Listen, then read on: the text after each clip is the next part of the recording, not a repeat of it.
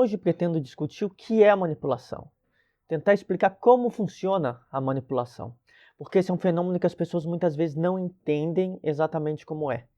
Há uma crença generalizada na nossa sociedade, entre a maioria das pessoas acredita nisso, de que a manipulação é um evento que alguém planeja de uma maneira perversa, meticulosa, racional, passo a passo, como manipular alguém e induzir as pessoas ao que ela quer.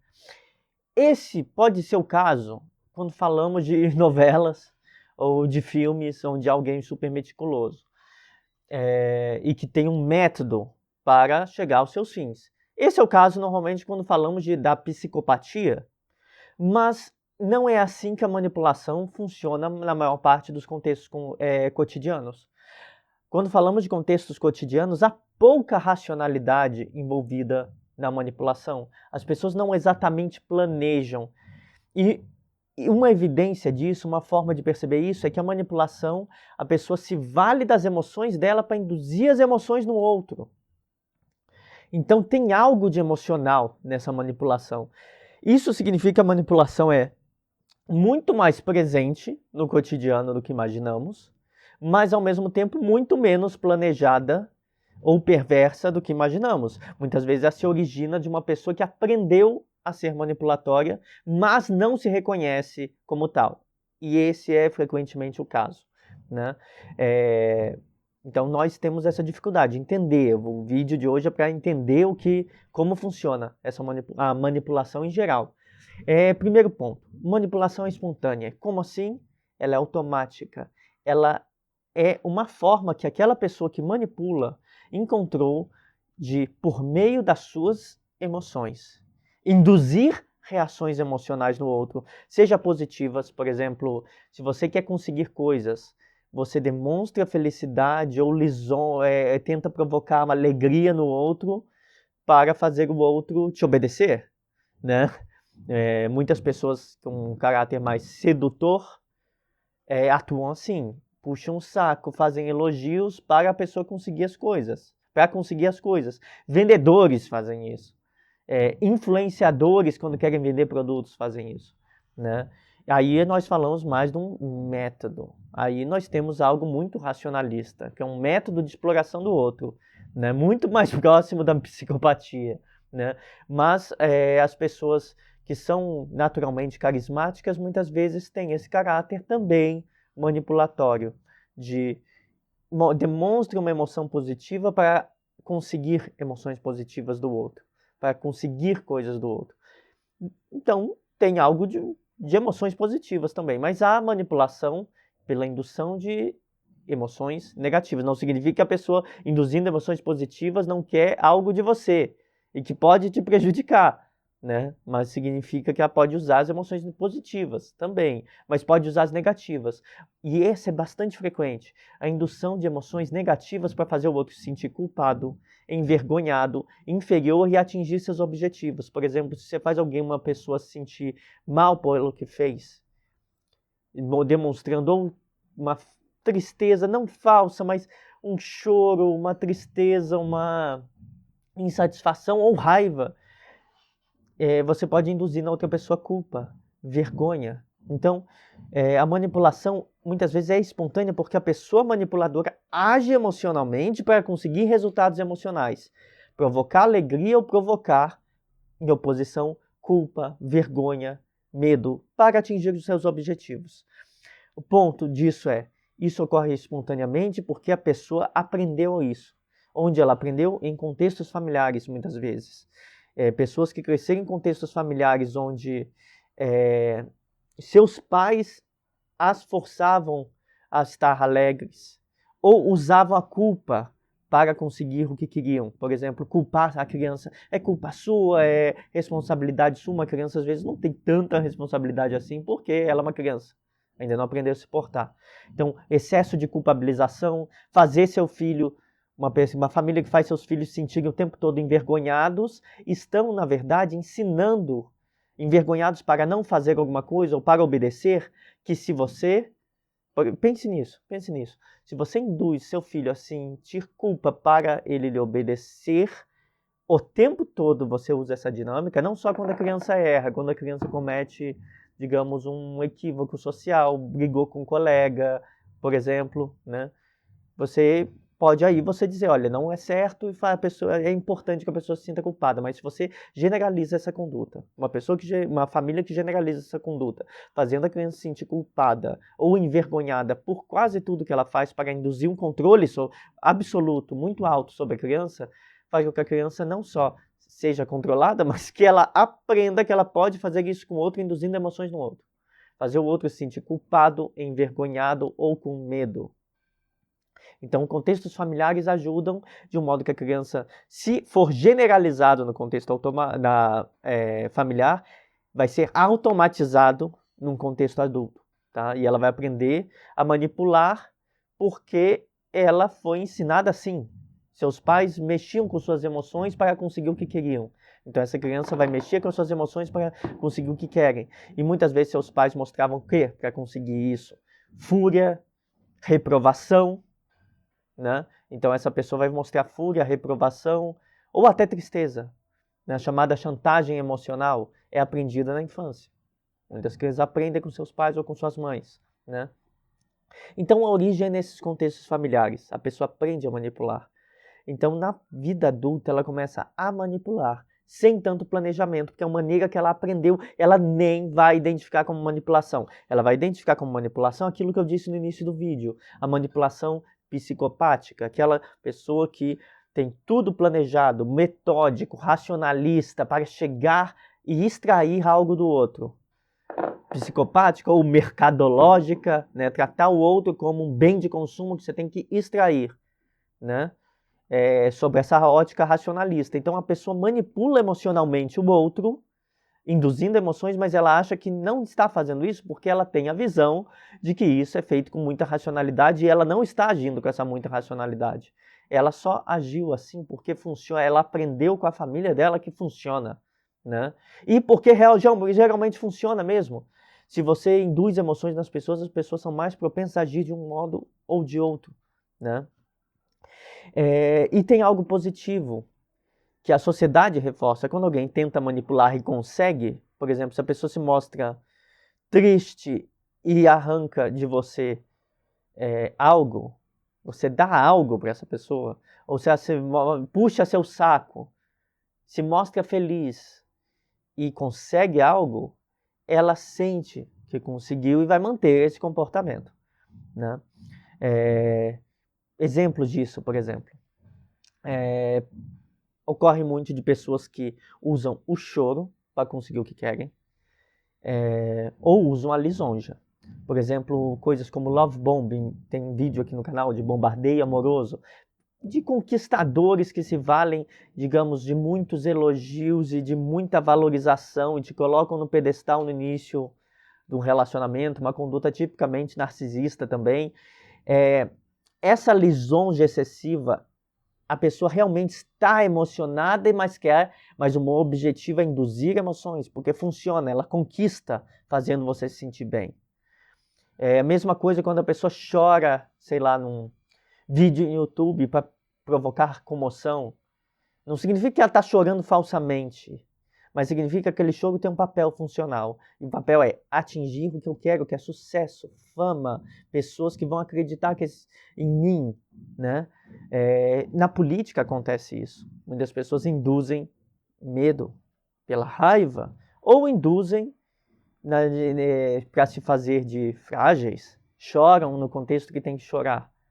E isso traz sucesso, porque as pessoas são comovidas e acreditam, né? Então, o manipulador está emocionado. E ele não vai se ver como manipulador porque ele está emocionado e não racionalista. Mas, ao mesmo tempo, ele faz isso porque funciona. Então, não é porque é emocional que não é funcional. Funciona e por isso essa pessoa se mantém fazendo isso. Ela demonstra emoções para induzir emoções, né? Então, manipuladores em geral não se veem como manipuladores. Eles usam emoções para induzir emoções e não se veem como manipuladores porque eles vão achar que manipulador é quem faz uso racional da manipulação, né? Então eles vão muitas vezes não se ver como tal, mas tem algo importante, algo que deve ser dito. Manipuladores, por fazerem isso, quando eles veem alguém tendo emoções espontâneas sem uma finalidade manipulatória, eles identificam também manipulação. Então eles falham observando o mundo e acusam a manipulação dos outros porque eles acham, por exemplo, se eles choram para conseguir algo, eles acham que esse choro é verdadeiro.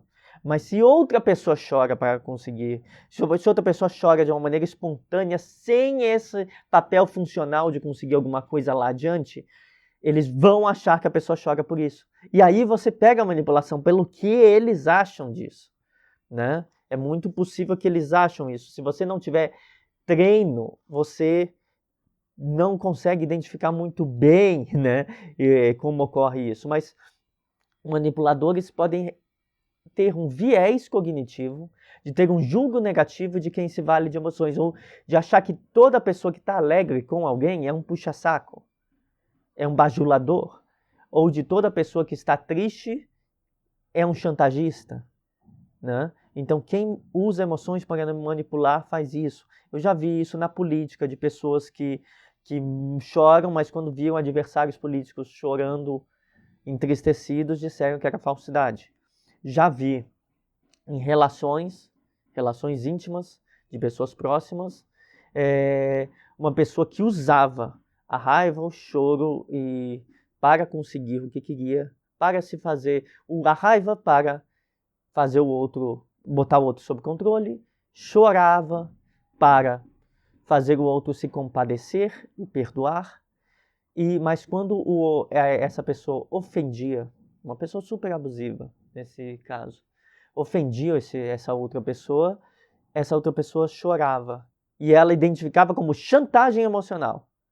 Por que ela identificava assim? Porque ela fazia com esse objetivo. Ela chorava para conseguir algo. Então, se a outra pessoa chorou após ser ofendida, ela está chorando para conseguir algo. Não, ela tem um choro legítimo relativo a ser ofendida. Só que o outro choro é um choro, né, ou esse choro manipulatório para arrancar algo de alguém. Se compadeça de mim, eu sou uma coitadinha, eu sou um coitado, né? Então, há possibilidade de um manipulador, e é comum que um manipulador veja a manipulação até onde não há. E eles vão ter um viés para ver isso, eles vão ter um julgo negativo das emoções dos outros, se não forem causadas por eles. E eles, em geral, se irritam com quem vai se manifestar emoções na frente deles. E é muito engraçado isso. Você percebe muito facilmente, você consegue identificar um manipulador, se a pessoa se irrita com muita felicidade ou se irrita com tristeza. Elas mostram irritação, né? A questão é que muitas vezes é a própria pessoa que manipula, mas ela vai identificar nos outros uma coisa que ela não se admite sendo. Manipuladores, como eu falei, não se admitem sendo manipuladores. Eles acham que o manipulador é só um manipulador racional, não um manipulador emocional, né? Então eles vão ter uma conduta de fazer isso, não se admitindo como tal, então eles não mudam. E eles não vão se admitir como tal porque manipulação é vista como uma conduta socialmente predatória, socialmente nociva, exploratória, típica de pessoas malignas. E ninguém quer se ver como uma pessoa má. As pessoas querem se ver como pessoas boas, como pessoas que têm bons motivos para agir, pessoas verdadeiras. Então, mesmo alguém que manipula não quer se ver assim, a não ser que, como eu falei, a pessoa que tem esse método de atingir objetivos exploratórios, né? Um maquiavelismo, né? Os fins justificam os meios. A maioria dos manipuladores não são exatamente assim, embora existam os que são assim, né? Tem um problema na manipulação, agora indo para quem estuda, e eu tento observar se o outro está manipulando, ou observar uma relação entre pessoas, que é como saber quem manipulou. É um problema para quem observa. Por exemplo, se você está observando um relacionamento, duas pessoas contam histórias absolutamente diferentes. Uma diz que a outra pessoa manipulava pelo medo, a raiva, a outra está dizendo que essa pessoa chorava para fazer uma chantagem emocional, né? Por exemplo, um relacionamento abusivo. Uma pessoa grita, ofende, a outra pessoa chora. Essa pessoa que grita e ofende, você não sabe que a grita e ofende. Essa pessoa diz que ficou com raiva porque a pessoa aqui, essa de cá, diz que teve raiva porque o outro tentou manipulá-la. E o outro diz que chorou porque a outra pessoa estava com raiva. Né? É muito difícil você perceber o que está acontecendo. Né? Foi então a raiva que provocou o choro que provocou a raiva. Do ponto de vista do manipulador, se ele chora para provocar a raiva, ele vai se enraivecer depois. Né? Se ele chora e provocou raiva, porque não atingiu os objetivos dele. Mas, se a pessoa se enraivece para provocar controle e o outro chora, essa pessoa vai se enraivecer ainda mais. Então a raiva que vem da frustração é um bom sinal para observar quem está manipulando. Quem manifesta raiva no pós, porque a raiva pode ser usada para provocar controle e não choro. E o choro pode ser usado para provocar controle e não raiva. Né? Então, veja quem se enraiveceu depois. É difícil ver, porque às vezes você não está presente. Tem pessoas que também acusam o outro de manipulador e é difícil observar quando ela tenta provocar um puxa-saquismo assim, para conseguir coisas, a lisonja, né? E recebe frieza. Aí quem que está manipulando? A pessoa que foi fria para ganhar mais coisas ou a pessoa que lisonjeou? É difícil. Né? É difícil saber quem está manipulando. Há tendências de a gente perceber de um lado ou outro, vocês vão perceber se vocês observarem, tiverem ciência de um caso, mas a partir de várias perspectivas. O que eu quero dizer com isso não é tão fácil. Apenas conhecendo a conduta típica de ambas as pessoas envolvidas no evento, a conduta típica íntima de ambas as pessoas, que você consegue inferir o que acontece. Se você conhecer superficialmente as pessoas, você não vai entender. E você pode acabar tomando partido de alguém só porque essa pessoa é conhecida sua e você não conhece exatamente o outro. Não dá sem conhecer o outro se você só conhece um. Esse é um problema. Tá? Então, por isso que muitas vezes julgam mal situações, por exemplo, nós já discutimos isso aqui no canal, de relacionamentos abusivos, muitas vezes a vítima sai como vilã. Sai como vilã porque essa pessoa fez manipulação emocional com as pessoas do entorno chorando e tal, para as pessoas se compadecerem. E aí a outra sai como vilã, só que você não conseguiu estudar essa dinâmica e não conhece as duas pessoas. E isso pode ser só um papel funcional, ela chora contando a história, ou se faz de triste. E aí está triste mesmo. Por quê? Porque não tem o controle da situação. E não conseguiu provocar exatamente o que ela queria. Então é importante entender a conduta típica e a rotina no contexto. O que fazer diante de um manipulador? Se alguém tenta te manipular, esse é o primeiro conselho que eu dou. Não aceite. O que significa não aceitar? Vai embora.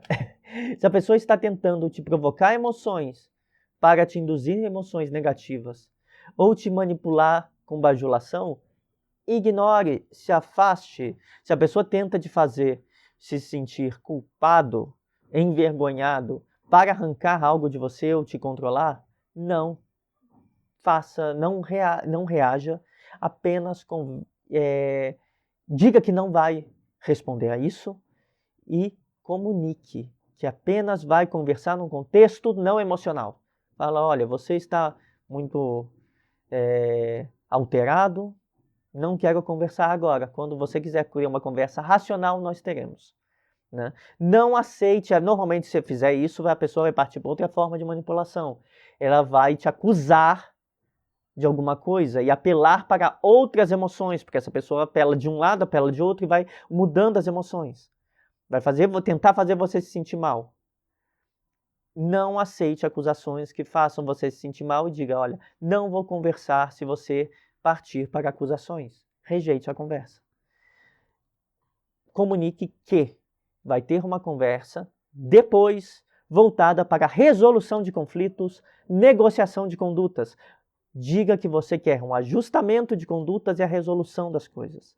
Se a pessoa não quiser, você tiver uma outra conversa e a pessoa apelar para as emoções novamente de uma maneira que você identifique como manipulatória, e se você disser não quero isso, quero ter uma conversa séria, objetiva, para resolver problemas, e a pessoa novamente fazer acusações, se afaste de novo. Não aceite acusações. A pessoa vai usar emoções e depois vai te acusar se o uso das emoções não funcionarem, né? Então é importante você saber botar limites. É importante botar limites em manipuladores, porque nós vamos encontrar essas pessoas nas nossas famílias, vamos encontrar essas pessoas no nosso trabalho, quem lida com política, política é cheia de manipuladores.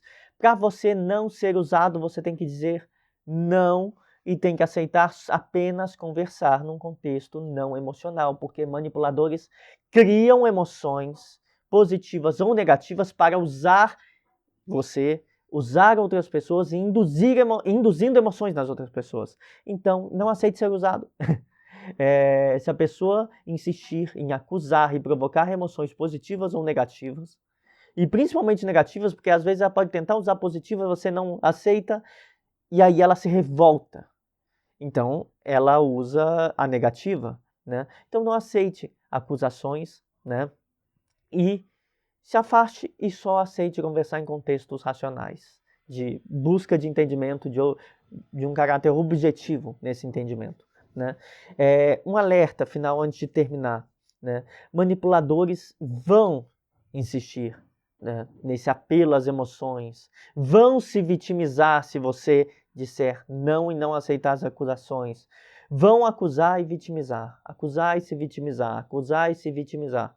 Nesse caso, é só a ruptura que resolve, né? Eu acho que na hora de botar limites, nós temos que ser bem firmes em que não vamos ter uma conversa emocional. E você vai precisar de controle também, para você não ter uma conversa emocional. É o único jeito de lidar com o manipulador. Eu não acho que é impossível. Eu acho que é possível desde que você tenha certa capacidade de controle das suas emoções e exija isso do outro. E seja firme nessa exigência, né? Então, nesse vídeo eu tentei mostrar o que é a manipulação, como a manipulação emocional funciona, como ela se difere de um tipo de manipulação exploratória racional, né?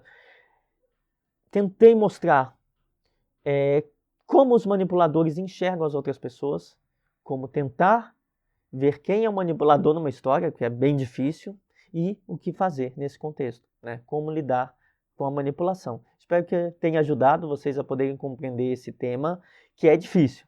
Eu acho que é muito difícil na hora de observar e é necessário, digamos, ter uma clareza de ideias, né? Você precisa entender bem como funciona para conseguir identificar.